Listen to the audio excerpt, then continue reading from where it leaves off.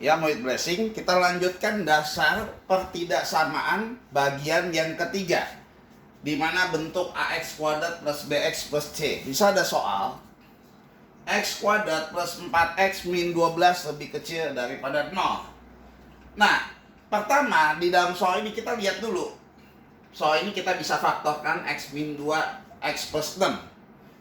Nanti penjelasan ini di video berikutnya. Kalau dia lebih kecil, selalu ada di tengah-tengah. Di mana angka yang lebih kecil yaitu min 6, kebalikannya ada 6, ada di sini. Ini 2 ada di sini, X elemen real. Nanti di video selanjutnya kita akan bahas detail, ya. Tetapi yang kita perlu perhatikan di sini adalah karena AX kuadrat, maka yang disebut A depan X kuadrat di sini A-nya 1, B-nya adalah 4, B itu depan X, C adalah yang tidak mengandung X.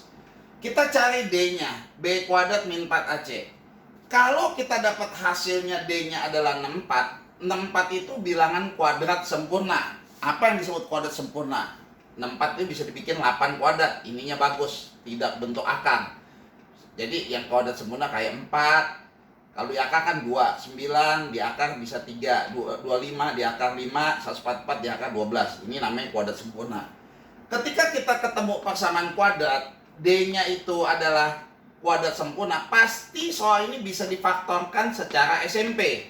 Makanya kita faktorkan dengan mudah di SMP, ya. Nah, bagaimana kalau jenis soal yang kedua? Dia ada tanda minus. Yang kita perlu perhatikan hanya pangkat paling tingginya doang.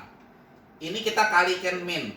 Jadi kembali berubah tanda X kuadrat 4X min 12 tanda berubah. Jadi soalnya udah seperti soal yang nomor 1 lagi, ya.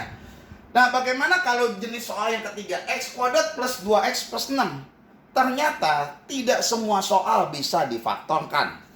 Makanya kita perlu belajar D ini. Sedangkan di SMP selalu bisa difaktorkan, jadi tidak dibahas yang ini.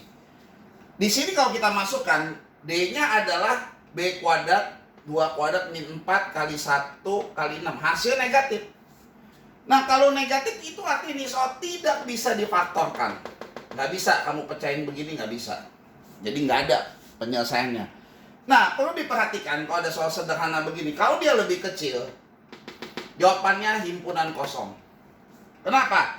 Karena X mau diisi berapa saja, pasti hasilnya nanti positif semuanya ini. Lebih positif lebih kecil dari 0, tentu nggak ada. Nah, demikian juga sama, kalau soalnya sama, D-nya negatif, tapi tandanya lebih besar. Untuk ini, jawabannya X elemen real. Jadi teori 3 dan 4 harus selalu diingat. Harus selalu. Jadi ini jebakan, bisa menjadi jebakan. Nah, bagaimana kalau penggabungan misalnya nomor 5? X plus 1 dikali X kuadrat plus 2X plus 6. Yang ini tidak bisa difaktorkan. Tadi ini dia. Karena dia negatif. Kalau tidak bisa difaktorkan, ini diabaikan saja. Jadi jawabannya soalnya jadi berubah menjadi X plus 1 lebih besar dari 0. Jadi X lebih besar dari min 1. Jadi ini diabaikan saja. Bagaimana kalau dia ada di bawah? X plus 1 dibagi X kuadrat plus 6. Sama. Ini D-nya negatif. Diabaikan saja. Jadi soalnya tinggal X plus 1 lebih besar dari 0, jadi X-nya min 1. Bagaimana kalau soalnya seperti nomor 7, penggabungan antara 1 dan 3. Jadi X kuadrat plus 4X min 12 dikali X kuadrat plus 2X plus 6. Tadi kita lihat di sini negatif. Kalau negatif, diabaikan saja D-nya. Sedangkan ini seperti soal nomor ini, ya.